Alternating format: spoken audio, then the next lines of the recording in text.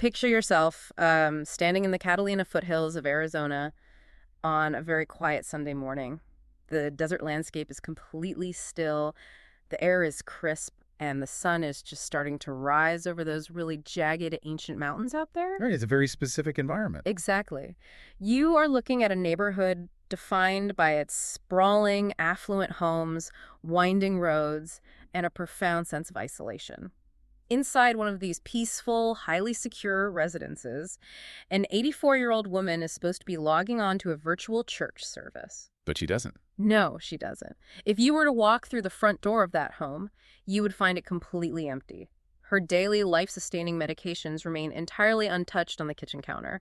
Her mobile phone is still inside the residence. And perhaps most chillingly, a digital log shows that her pacemaker application was abruptly and inexplicably disconnected from her phone right in the middle of the night. Which is an incredibly alarming detail when you understand the technology. It really is. This is the exact scenario that set off a rapid chain of events commanding international headlines, launching a massive federal investigation, and leaving a high-profile family in unimaginable agony. Today, our mission is to carefully and methodically reconstruct the facts surrounding the ongoing disappearance of Nancy Guthrie, the mother of NBC anchor Savannah Guthrie. And we are relying entirely on a strict set of verified documents for this thorough exploration. Yes, a stack of public intelligence records, comprehensive digital public archives, official timelines, and heavily vetted news reports. We are going to examine the evidence exactly as it has been presented to the public, moving from those initial digital breadcrumbs to the stark forensic reality left behind. That is precisely the framework required for an investigation of this complexity. It's crucial to establish the scope of what we are analyzing today for you, the listener. We're going to trace this entire situation chronologically. We will start by building Nancy Guthrie's foundational biographical background, and we will follow the evidence all the way up to the exact status of the investigation as it stands at this very moment, up to our current date. So we're looking at the whole picture. The whole picture. But our focus is going to be heavily directed toward the obscure, easily overlooked details that the average person might not know. We're going to examine the granular digital forensics, the minute-by-minute timeline of her final known evening, the highly specific technological details of the ransom demands, and the physical evidence recovered from the scene. Because it's very easy to get lost in the noise. Exactly. When you are looking at a case of this magnitude, it is very easy for the public to get lost in the broad strokes of the media coverage. What we aim to do is isolate the factual mechanics of the disappearance. We need to look closely at how modern technology acts as a silent, unblinking witness, and how a seemingly secure, affluent environment can be violently breached.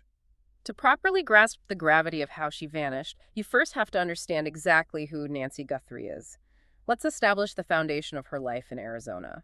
Nancy Ellen Long was born on January 27, 1942, in Fort Wright, Kentucky. By the early 1970s, her family had relocated across the country to the Tucson area. And if you think about Tucson in the 1970s, it was a region undergoing massive growth. It was defined by its sprawling desert landscapes and the development of these tight-knit suburban communities. Yeah, she spent decades building a life there, integrating deeply into the local fabric and establishing a home that was meant to be a permanent sanctuary. But her life in Arizona was also marked by profound resilience and really devastating, unexpected tragedy. It was. In 1988, her husband, Charles Guthrie, passed away at the incredibly young age of 49. 49? That's so young. Very young. He was working in the mining industry and was on a mining exploration trip in Mexico when he died. Huh? At that point in 1988, Nancy was suddenly left to navigate the world independently, raising their 3 children. Savannah, Annie, and Cameron. Right. And when you look at her biographical record through the lens of public intelligence records, you see a woman who faced the absolute worst kind of sudden traumatic loss and responded by becoming the fiercely independent matriarch of her family. She didn't retreat from the world. She managed her household, she raised her children to highly successful adulthoods, and she maintained a strong, fiercely independent lifestyle for decades following Charles's death. Which brings us to her physical and living status in the year 2026. At 84 years old, Nancy presents a fascinating duality that you must keep in mind as we go through this timeline. It is absolutely central to understanding the extreme urgency of this investigation. On one hand, family members and public intelligence records describe her as mentally sharp as a tack. Very highly cognitive. Yes, engaged with her family and fiercely independent, choosing to live entirely alone in her residence in the Catalina Foothills.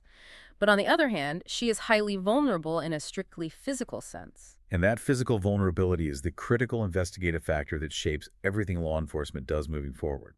Nancy has severely limited mobility. According to the official, heavily documented statements from law enforcement, she is physically incapable of walking 50 yards unassisted. I really want you to conceptualize what that means. 50 yards is half the length of an American football field. She cannot cover that distance without assistance. Furthermore, she requires daily medication to manage a chronic condition. This is not a situation where a person could simply experience a moment of confusion, wander off the property, and get lost in the desert. Because she just physically couldn't make it that far. She couldn't. Her physical limitations mean that her survival is intrinsically, non-negotiably tied to her controlled environment, her daily medications, and her established routine. She is a regular churchgoer and maintains an active, scheduled presence in her community. Which, ironically, is what raises the alarm so fast. Exactly. This strict adherence to her routine is the primary catalyst for her disappearance being discovered as quickly as it was. When a person with such specific medical and mobility needs vanishes without taking their essential life-sustaining items, the investigative calculus immediately shifts. It entirely bypasses the standard missing person protocols and instantly becomes a race against time. That extreme physical vulnerability is exactly why the events of Saturday night are so terrifying. If you look at the minute-by-minute timeline provided by authorities, everything seems completely normal, almost mundane, until the digital trail suddenly goes dark. We are going to break this down minute by minute, shifting from Saturday, January 31st, into the early hours of Sunday, February 1st. The evening begins exactly as you would expect for a close-knit family. Right. At 5:32 p.m. Mountain Time, Nancy takes an Uber from her home in the foothills to her daughter Annie's house for a family dinner. It is the absolute picture of a standard, peaceful Saturday evening. She spends several hours with her family engaging in normal routines. Then at 9:48 p.m., Nancy is brought back to her Catalina Foothills home. She is dropped off by her son-in-law, Tommaso Cioni, who is married to her daughter, Annie. And there are some interesting, very specific details about Tommaso and the public intelligence records, just to paint a full picture of the family dynamics present that evening. Yeah, he is originally from Cremona, Italy. He actually attended the Gaspar Ocelli High School over there. And in the Tucson area, he is known for being involved in a local rock band called Early Black. He is a regular integrated part of the family fabric, doing what any son-in-law might do. He was driving his mother-in-law safely home after a weekend dinner. So at 9:50 p.m., just 2 minutes after the drop-off, Nancy's garage door closes. Tommaso Cioni reportedly drives off at this exact time. He is the last known person to have seen Nancy Guthrie alive and well. And from 9:50 p.m. onward, the timeline relies entirely on what we call digital witnesses. The house sits quiet for several hours. The desert around the home is dark and silent. Then the timeline shifts into the early hours of Sunday, February 1st, and the sequence becomes incredibly sinister. This is where the technical data becomes crucial. Right. At 1:47 a.m., a doorbell camera at Nancy's home is disconnected by a masked and gloved individual. And this is where we have to profoundly analyze the digital footprint of the crime, because it tells a very specific story about the intruder's methodology. When a doorbell camera is disconnected at 1:47 a.m., it indicates a calculated physical breach. But the timeline continues. Yes. At 2:01 a.m., motion is detected at the property. What we are seeing here is an intruder operating with specific intent to blind the digital security of the home, moving around the perimeter or the interior. But the most chilling, consequential detail in the entire timeline occurs exactly 16 minutes later. At 2:28 a.m., Nancy's pacemaker application is explicitly disconnected from her mobile phone. I want you to really think about the mechanical implications of modern medical technology in this context. A modern pacemaker doesn't just regulate the heart. It often uses Bluetooth low-energy technology to communicate with an application on a smartphone. It's constantly transmitting vital health data to a medical portal. And that connection requires proximity. Exactly. Typically, the phone and the pacemaker have to be within a range of about 30 feet of each other to maintain the handshake protocol. If the pacemaker app is suddenly and unexpectedly disconnected at 2:28 a.m., it indicates a specific physical event occurred at that exact minute. So it means one of a few terrible things happened. Right. Either the phone was physically destroyed or intentionally powered down by the intruder, or the pacemaker itself was catastrophically compromised. Oh, Or Nancy was physically moved out of the 30-foot Bluetooth range of her device. That digital severing serves as a silent, unblinking witness to the exact moment the victim was separated from her technological lifeline. It is a terrifying realization. The digital infrastructure designed to track and protect her health ultimately recorded the probable exact moment of her abduction. Let's move forward to Sunday morning, the discovery and the immediate shift to a crime scene. Because of her severe mobility issues, she was scheduled to attend a virtual church live stream that morning from the comfort of her home. Right. At approximately 11 a.m., a fellow churchgoer notices that Nancy's username is not logged onto the live stream as expected. Knowing her strict routine and knowing that she wouldn't simply skip the service without notifying someone, this individual immediately contacts the family to raise the alarm. This rapid community response is incredibly vital. In many missing persons cases, particularly with elderly individuals who live alone, days can pass before anyone notices a disruption in a routine. But because of this churchgoer's vigilance, the timeline is radically compressed. Relatives arrive at Nancy's home by 11:56 a.m. They enter the house and find it completely empty. After a brief, frantic search of the property, realizing she's nowhere to be found, they place a 911 call at 12:03 p.m. And the response is incredibly fast. Very fast. Deputies from the Pima County Sheriff's Department are dispatched and arrive on the scene, officially pulling up to the Catalina Foothills residence at 12:15 p.m. Imagine you were one of those deputies walking into that home at 12:15 p.m. You are trained to look for context clues, and the evidence left behind immediately escalates the situation. Nancy's mobile phone is sitting right there. Her required daily medications are still inside the house. Her essential personal items, the things a person would intuitively grab if they were leaving voluntarily, are completely untouched. You have to combine this visual evidence with her physical reality. She cannot walk 50 yards unassisted. She could not have voluntarily walked out of that home and down the street without these items, nor could she have physically traveled any significant distance on her own. The Pima County Sheriff's deputies recognized these red flags instantly. The official condition of the home was described by authorities as very concerning. When law enforcement finds a highly vulnerable 84-year-old missing without the specific medication required for her immediate survival, standard protocol dictates an immediate, severe escalation. But what truly confirmed their absolute worst fears were the forensic discoveries made at the scene shortly after. Investigators confirmed that bloodstains were found at or near the entrance of the home. And we are not just talking about a minor scrape. Subsequent rapid forensic testing determined that the DNA from this blood belonged unequivocally to Nancy Guthrie. Furthermore, video footage captured by media outlets stationed outside the crime scene later in the day appeared to show a visible, distinct trail of blood near the front door. The presence of a blood trail completely transforms the nature of the response. A pool of blood might indicate a stationary injury, but a trail indicates movement, dragging, or a violent struggle moving outward. On Monday, February 2, Pima County Sheriff Chris Nanos made a stark, grim declaration to the public. He announced that the home was officially considered an active crime scene and that dedicated homicide investigators were being brought in to work directly alongside the search deputies. Sheriff Nanos stated explicitly that investigators believe Nancy was taken from her home against her will, possibly in the middle of the night, formally declaring it a possible kidnapping or abduction. And Sheriff Nanos' assessment was entirely rooted in the undeniable physical and forensic evidence. You have forced entry or tampering at the door, indicated by the disconnected doorbell camera. You have a violent struggle indicated by the victim's blood and the visible trail, and you have the absolute physical impossibility of the victim leaving voluntarily due to her mobility issues. The transition from a standard search and rescue operation to a high-stakes criminal investigation was seamless because the physical reality of the scene allowed for absolutely no other interpretation. The authorities were no longer just looking for a lost, wandering woman. They were actively hunting an abductor who had breached a secure home. And as the terrifying reality of the abduction set in, a new agonizing element was introduced to the investigation, which brings us to the ransom notes, the extortion attempts, and the family's public pleas. Almost immediately following the sheriff's formal declaration of an abduction, a flurry of communications claiming to be from the captors began arriving at various media outlets. On February 2, the Tucson CBS affiliate, KOLD-TV, reported receiving a letter demanding payment for Nancy's release. And this wasn't just a generic, vague note. It reportedly contained highly specific, non-public details about the exact layout of Nancy's home and the specific clothing she was wearing on the night she disappeared.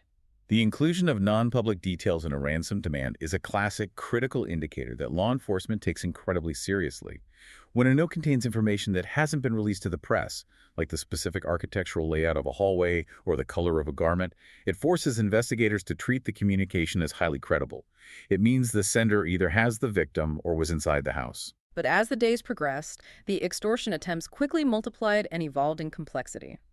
The public intelligence records show that the entertainment news outlet TMZ, specifically its founder, Harvey Levin, reported receiving alleged ransom notes demanding millions of dollars in Bitcoin. These digital communications featured specific cryptocurrency wallet addresses and rigid, threatening deadlines. One note chillingly stated to the family, "You will have no way of contacting me." Another communication claimed that Nancy was still alive, but scared and aware of the demands being made. You can only imagine the sheer psychological torture this inflicts on the family. They were reading these demands, hoping they are real because it means she is alive, but terrified of the implications. But investigators face a monumental task in these high-profile cases, sifting fact from fiction. When the FBI and local police are tracing these Bitcoin demands, they are dealing with a technology specifically designed to obscure identity. On February 5, a man in California was arrested on federal charges for posing as the abductor and demanding ransom from the Guthrie family. Authorities confirmed his scheme was a complete hoax, completely unrelated to the actual disappearance. This California hoaxer perfectly highlights the agonizing noise and chaos law enforcement faces. When a case commands international headlines of this magnitude, malicious actors often attempt to insert themselves into the narrative for financial gain or notoriety. Investigators have to painstakingly verify every single communication. They have to trace IP addresses, analyze the linguistic patterns of the emails, and attempt to follow the blockchain ledgers of the provided Bitcoin addresses. And even though cryptocurrency operates on a public ledger, criminals use mixing services to obscure the flow of funds. Exactly. Law enforcement has to do all of this highly technical verification while a vulnerable woman's life hangs in the balance. Despite the hoaxes and the noise, a central, seemingly credible demand emerged in the widespread media reporting. A firm demand for $6 million, with a hard deadline of 5 p.m. on February 9. Faced with these massive financial demands and ticking clocks, the family chose to speak out directly to the public and to the captors. Savannah, Annie, and Cameron released heartbreaking, emotional video statements on social media. On February 4th, they made a desperate, direct plea for proof of life. Savannah addressed the captors directly through the camera, saying the family was ready to talk and ready to listen. But they established a firm boundary. They needed undeniable confirmation that Nancy was alive. And this specific plea for proof of life requires us to analyze how modern technology has fundamentally altered the landscape of kidnapping negotiations. In the past, decades ago, a photograph of the victim holding a current daily newspaper or a brief recorded phone call might have sufficed as proof of life. But today, we exist in an era of advanced artificial intelligence and sophisticated deepfake voice manipulation. It is incredibly easy for a malicious actor to synthesize a person's voice from existing public audio or digitally alter a photograph to make it look current. The family explicitly noted this technological complication in their statements. They needed verifiable, undeniable proof that Nancy was alive because digital verification, like a photo or a voice clip, is no longer implicitly trustworthy in the modern era. They needed something only she would know, or a live, verifiable interaction. The family ultimately made a massive public concession to try and force a resolution. In a video released on February 7, Savannah simply and clearly stated, "We will pay." They were willing to meet the demands. And on February 24, they escalated their efforts by announcing a staggering $1 million reward for any information that actively assists in Nancy's recovery. They acknowledged the agonizing, devastating possibility that she might have already died, but they maintained hope for a resolution. Alongside this massive reward, they made a very poignant, bittersweet donation of $500,000 to the National Center for Missing and Exploited Children, aiming to support other families who are enduring similar nightmares. The financial commitment is staggering, and it reflects the absolute desperation of a family utilizing every possible resource at their disposal. They are pulling every lever they have. Meanwhile, behind the scenes, the physical and digital investigation was expanding exponentially. Because of the highly suspicious and severe nature of the case, federal resources were heavily integrated early on. The Federal Bureau of Investigation, along with U.S. Customs and Border Protection, officially joined the Pima County Sheriff's Department. This elevation is significant.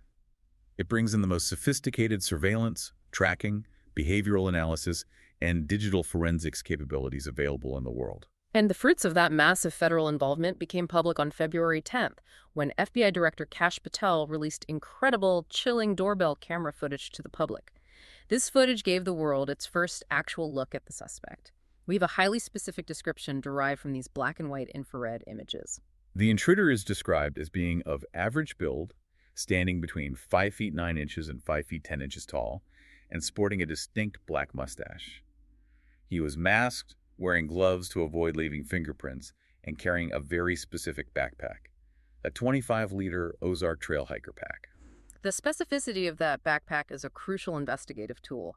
When the FBI releases a detail like a 25-liter Ozark Trail hiker pack, they are giving the public a highly tangible, easily recognizable item to look out for. They're hoping a store clerk remembers selling it, or a neighbor remembers seeing it. But beyond the physical description, it is the behavioral analysis of the intruder in the footage that is truly alarming and revealing. The suspect is seen approaching the video doorbell and attempting to disable it with light, deliberate taps. He is trying to knock it offline without causing a loud disturbance or triggering a larger security alarm. It's like trying to gently unscrew a light bulb so the security system doesn't register the glass breaking. Precisely. And when that tactical approach fails, he attempts to cover the lens with foliage from a nearby potted plant. Furthermore, Director Patel noted a highly specific detail about the suspect's weaponry. The intruder was visibly armed with a gun improperly placed at the front of his waistband or pelvic area. This improper placement, what some might call an incredibly reckless variation of appendix carry, suggests a level of carelessness or perhaps a distinct lack of professional tactical training. It does. This recklessly holstered weapon sharply contrasts with his calculated use of gloves and masks to avoid digital detection. And speaking of digital detection, the technological angles of this investigation kept deepening as physical leads seemed to stall. On February 18th, it was announced that Google stepped in to assist law enforcement. They were attempting to extract corrupted or deleted footage from the back end of the home's Nest camera systems. This intervention by Google provides a fascinating, highly technical look into modern digital forensics. I want you to consider how cloud surveillance architecture actually works. When a camera is destroyed or disabled at the physical location, like the intruder tapping the doorbell, the data it recorded in the crucial seconds prior is often already transmitting in data packets to remote cloud servers. Right, it's called cloud buffering. Exactly. Even if an intruder physically smashes the device to pieces or the local file is intentionally corrupted, the back-end architecture of these cloud networks frequently retains fragmented, incomplete data packets. Law enforcement collaborating directly with tech giants to rebuild these packets and reconstruct deleted frames of video using hexadecimal code extraction is a testament to how aggressively digital footprints are pursued when physical clues hit a dead end. They're literally trying to piece together digital puzzle pieces that the intruder thought were destroyed. It's an incredibly complex process, but it's essential when the physical evidence is so sparse. While the highly technical digital investigation was happening in the cloud, boots-on-the-ground police work was generating intense, highly localized tactical operations. This brings us to the SWAT operations and the frustrating dead ends that characterized the middle of February. The very same day the FBI released the doorbell footage, February 10, a significant event occurred 60 miles south of Tucson in Rio Rico, Arizona. A traffic stop led to a person of interest being heavily detained for questioning.